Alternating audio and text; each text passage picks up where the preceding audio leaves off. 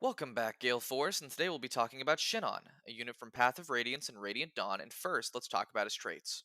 In Path of Radiance, Shinon first joins your army in Chapter 3 alongside Gatry, though both leave at the end of Chapter 7.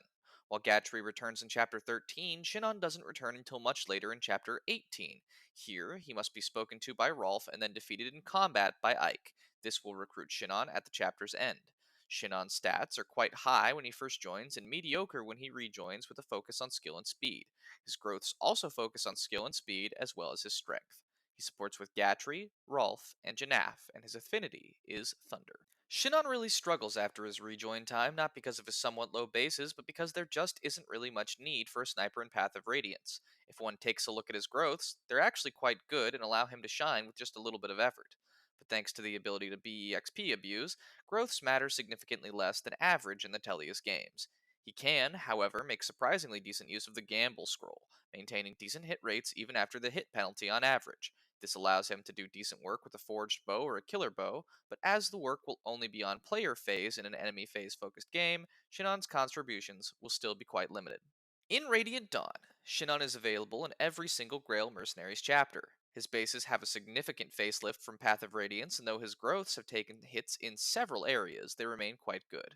The Sniper class now possesses an inherent critical plus 10, and Shinon starts with an S rank in bows as well as a killer bow in his inventory. Shinon is significantly better on average in Radiant Dawn thanks to a plethora of factors working in his favor. Gaining a critical hit modifier innately certainly helps, as do his really good bases and starting with S rank weapons. Notably, his skill, speed, and HP are all nearing their cap from the start. On top of this, crossbows were introduced in Radiant Dawn, allowing bow units to attack at close range. With all these factors combined, Shinon can easily rack up EXP and will probably be your marksman of choice for endgame should you wish to use one. He can make great use of the powerful double bow, which will further increase his strength by 3 points, and will have no trouble reaching the SS weapon rank needed for it as long as he's seen average use in the chapters where he's available. In conclusion, Shinon may be on the worse end of units in Path of Radiance, but he skyrockets toward the top in Radiant Dawn. Thank you so much for watching. Please don't forget to like and subscribe, and click the bell if you'd like to get notified when I post a new video. A special thank you to patrons 60 Sweep and Gorilla Danny for subscribing at the Paladin tier.